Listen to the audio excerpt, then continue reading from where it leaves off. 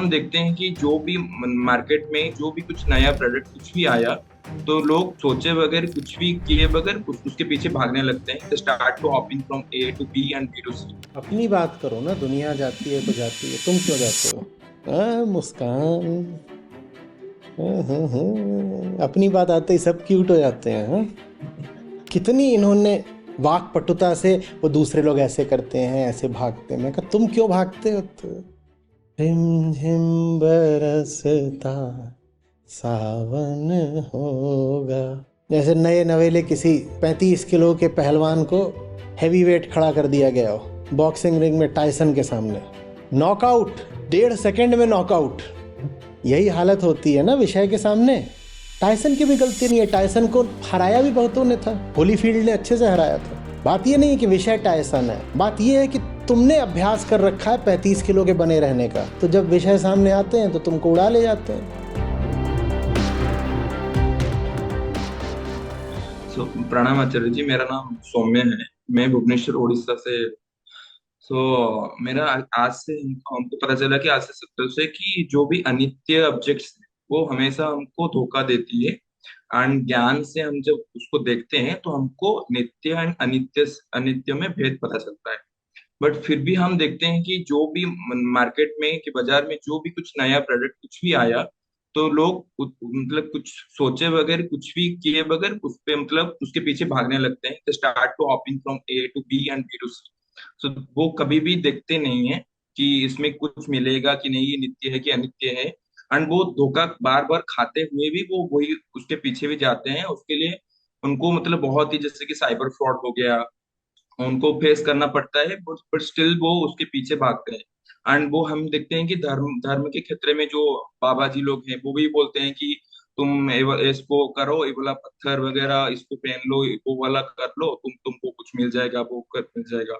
तो मतलब जानते हैं कि इससे कुछ नहीं मिलेगा, इतना इजी है कि तुम देख सकते हो कि नहीं, इससे कुछ नहीं मिलने वाला है। बट स्टिल वो जाते हैं उसके पीछे।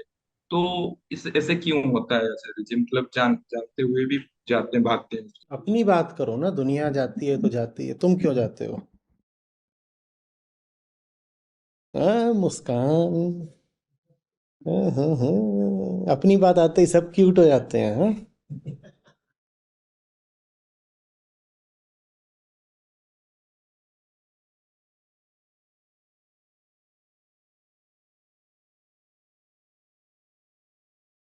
झिलमिल सितारों सा आंगन हूँ।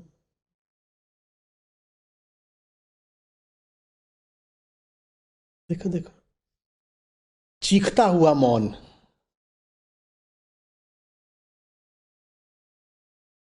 हम्म। और कितनी इन्होंने वाक पटुता से वो दूसरे लोग ऐसे करते हैं, ऐसे भागते हैं। मैं कहा तुम क्यों भागते हो? तो रिम झिम बरसता सावन होगा। जैसे बेटा तुमको अपने अंगना में सावन बरसाना है, वैसे ही पूरी दुनिया को बरसाना है। यही जवाब है। दुनिया को समझना है ना, तो स्वयं को समझ लो, पर्याप्त होता है। स्वयं को समझे बिना दुनिया को लेकर के प्रश्न करना क्या लाभ है? हम्म। भागे हो कि नहीं भागे हो? अच्छे से मुंडी हिला दो, गर्दन को कुछ व्यायाम भी मिलेगा। भागे हो ना? जी। तो वैसे ही जैसे एक जीव है, वही मूल वृत्ति सब जीवों में है। महामाया सब में बैठी हुई है। क्या हो जाता है जब सामने विषय कोई आता है? एकदम धोबी पार्ट है ना। जैसे नए नवेले किसी 35 किलो के पहलवान को हैवी वेट खड़ा कर दिया गया हो बॉक्सिंग रिंग में टाइसन के सामने। क्यों? सोचो, सोचने में ही फूल खिल जा रहे हैं। बॉक्सिंग वाला लंबा कच्छा पहनकर नॉकआउट, 1.5 सेकंड में नॉकआउट। यही हालत होती है ना विषय के सामने, 1.5 सेकंड में नॉकआउट। तो बस टायसन की भी गलती नहीं है, टायसन को हराया भी बहुतों ने था। होलीफील्ड ने अच्छे से हराया था ना होलीफील्ड ने, हाँ मेरे ख्याल 2 बार हराया था टायसन को। हाँ। बात ये नहीं कि विषय टायसन है, बात ये है कि तुमने अभ्यास कर रखा है 35 किलो के बने रहने का, तो जब विषय सामने आते हैं तो तुमको उड़ा ले जाते हैं।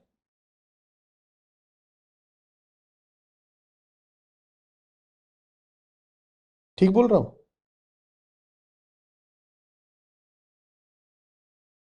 और दोष हम फिर विषय को दे देते हैं कि मैं क्या करूं, that cast a spell, I was charmed, I was swept off my feet. कुछ भी बात नहीं है, उस क्षण में नहीं हुआ। तुम 1.5 सेकंड का वो अंतराल था, उसको क्यों तुम दोष दे रहे हो कि उस 1.5 सेकंड में मुझे इतनी जोर का पड़ा कि मेरा नॉकआउट हो गया। तुमने जीवन भर बिल्कुल फेदर वेट रहने का अभ्यास करा है, तो इसलिए विषय आकर के तुमको ले जाते हैं। और वो अभ्यास प्रतिपल होता है।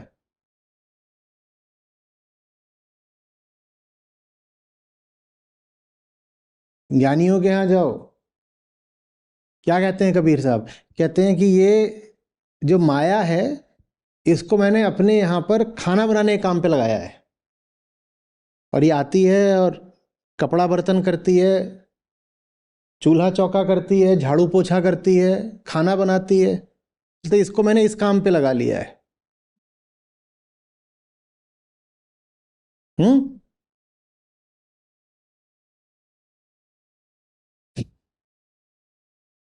कहते हैं कि हाट में बैठी थी बहुत बड़ा फंदा लेकर के,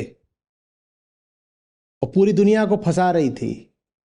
फिर वहां कबीर गया, हंसा और इसका फंदा ही काट दिया, गया कबीरा काट।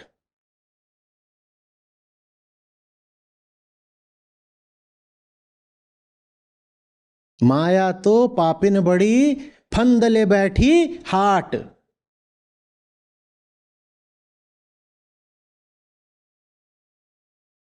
सब जग जा में फंसिया, गया कबीरा काट। माया की बात नहीं है, तुम काटने वाले क्यों नहीं हो?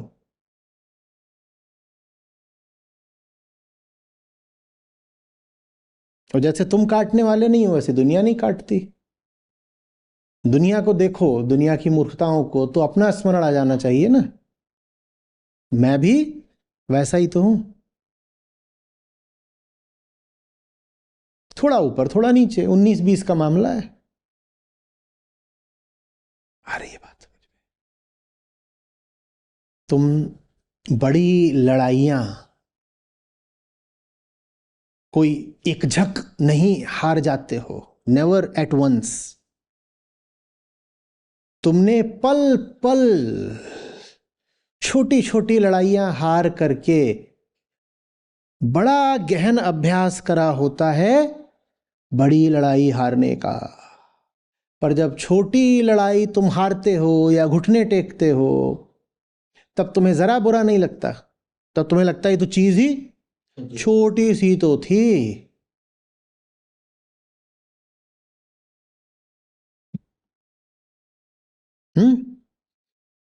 जिम गए हो, ट्रेनर बोल रहा है कि अभी रुकिए, वेट्स नीचे नहीं रखने हैं, 15 रेप्स करिए, अभी आपके 12 ही हुए हैं, तो वो बोल रहा होगा अब नहीं हो रहा। ये तुमने अभ्यास कर लिया ना हारने का, और तुमको लगता है तो छोटी सी बात है, तो कुछ है ही नहीं। मर जाते 3 और कर लेते तो, पर तुमने अभ्यास कर लिया हारने का। ये छोटे छोटे छोटे छोटे अभ्यास करके फिर तुम्हारे सामने जब कोई विज्ञापन दाता कोई कोई व्यापारी, कोई विक्रेता कोई लुभावना विषय लेकर आता है तो तुम बह निकलते हो। मना करा गया है इतने बजे के बाद मत खाना, लीवर आते हैं कुछ खराब है। अब रात में भूख लगी, जाकर हैं थोड़ा सा ही तो खाना है, फ्रिज में रोटी रखी थी निकाल के खा ली, अच्छा लगता है। पापी पेट यहाँ से हम्म चोरी थोड़ी करी है, डाका थोड़ी डाला है, खून थोड़ी करा है, एक रोटी तो खाई होगी अपनी फ्रिज से। ये तुमने हारने का अभ्यास कर लिया। कोई ऐसा व्यक्ति है जिसने करी है नालायकी और उसे कर्मफल मिलना चाहिए, और तुम भी जानते हो नालायकी, तुम्हें दिख रहा है कि उसको अब यदि यहीं पर फल नहीं मिलता है तो वो और नालायक बनेगा, पर फिर वो सारी नालायकी करके तुम्हारे सामने लाल गुलाब लेकर आ जाता है, उछाल करके दो चार चुंबन फेंकता है और तुम माफ कर देते हो, घुटने टेक देते हो। ये तुमने हारने का अभ्यास कर लिया।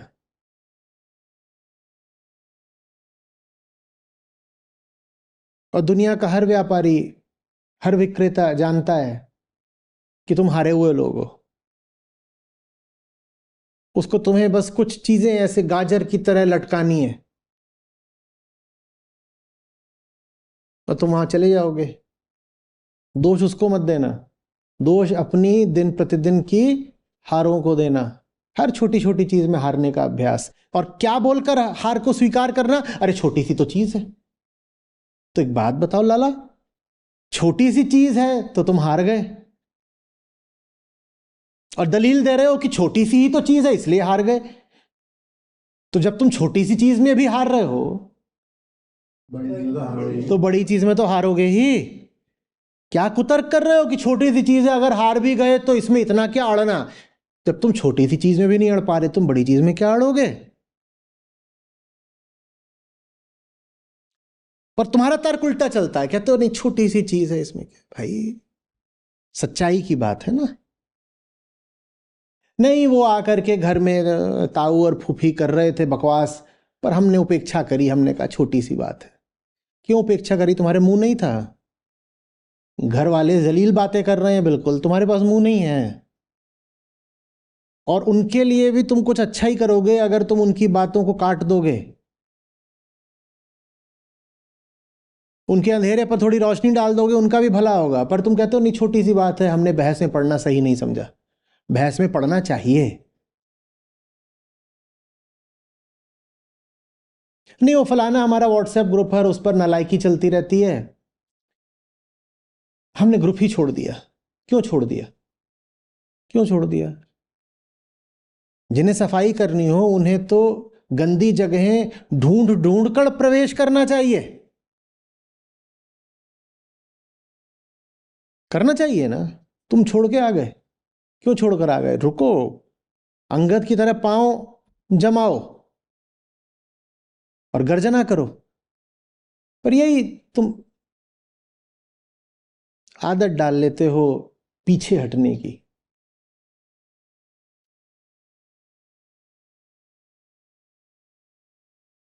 देखो, बैटल ट्रिवियल वही है when it is a battle for the trivial. छोटी लड़ाई का मतलब यह नहीं है कि थोड़ी सी बहस, छोटी लड़ाई का मतलब है छोटी बात के लिए लड़ाई।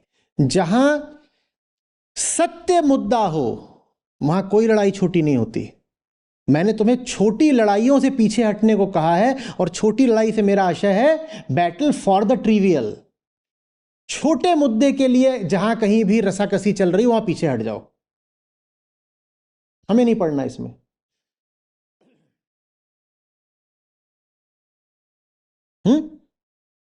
दुकान में खड़े हो, नहीं भैया पहले मेरा माल तोलो, आप तुलवा लीजिए पहले। ये इतनी बड़ी बात नहीं कि इसके लिए हम आपसे बहस करें। ले लीजिए, आप ही ले लीजिए, हमें पता है कि आप पीछे से जबरदस्ती आए हैं, पर आप ले लीजिए, हमें इसमें नहीं, क्योंकि this one is a battle for the trivial. पर जहां कहीं भी मुद्दा सत्य होगा, वहां पर लड़ाई छोटी नहीं हो सकती, क्योंकि सत्य बहुत बड़ा है। वहां पीछे मत हट जाना ये कह के कि ये तो छोटी सी बात है, इसमें हम क्यों उलझे। उलझो, उलझना सीखो। बड़ी चीज के लिए लड़ी जा रही लड़ाई कभी छोटी नहीं हो सकती। कुछ आ रही है बात समझ में? जल्दी से रिवर्स गियर मत लगा दिया करो, अड़ना सीखो और बढ़ना भी सीखो। कि जहां कहीं कुछ सामने आया, किसी ने थोड़ी दबंगई दिखाई, वहां तुरंत क्या करा? रिट्रीट। नहीं, हाँ, कोई व्यक्तिगत स्वार्थ की बात हो, फट जाओ पीछे।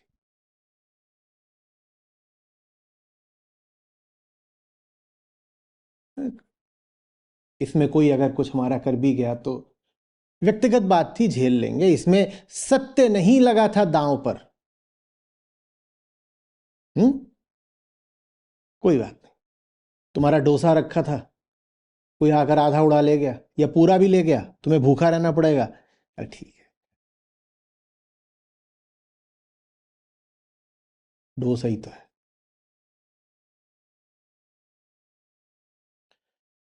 छोटे मुद्दे के लिए बड़ी लड़ाई भी छोटी है, उसको छोड़ देना, भले ही उसके लिए विश्व युद्ध हो रहा हो। छोटे मुद्दे के लिए लड़ी गई बड़ी लड़ाई को भी छोटा जानकर छोड़ देना, भले ही वो विश्व युद्ध हो। और बड़े मुद्दे के लिए अगर छोटी सी भी लड़ाई हो रही हो, तो तुमने सत्यद्रोह करा है, कदम अपना जरा सा भी पीछे खींचकर।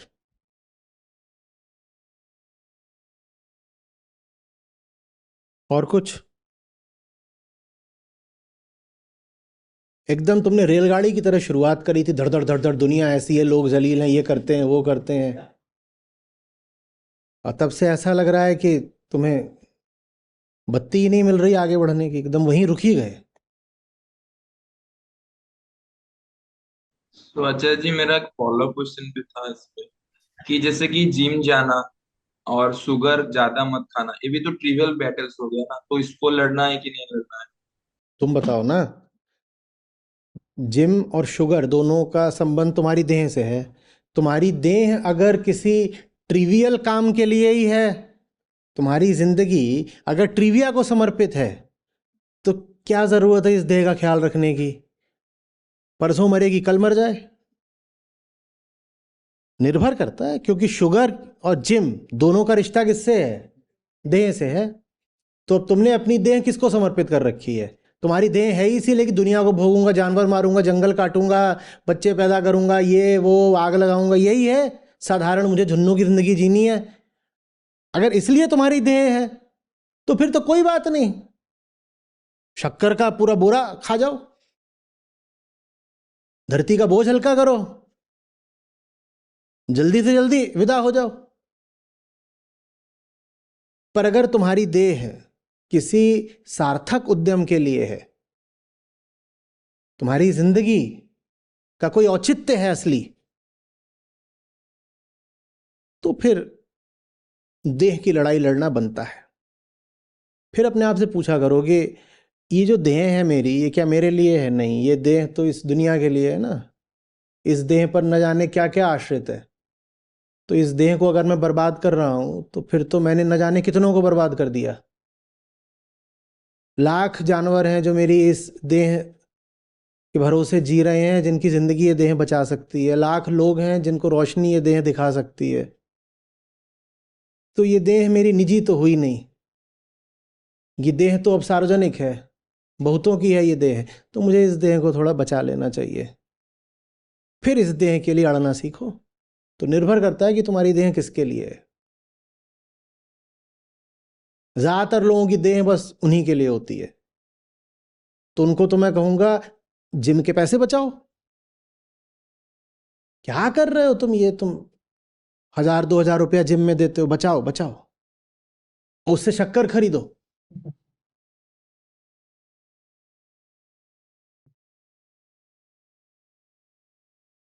खूब खाओ, और साल खत्म होने से पहले खुशखबरी सुनाओ।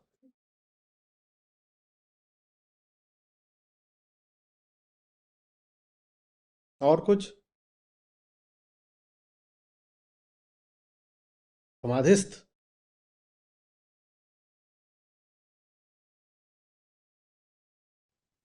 नहीं तो समझ में आ गया।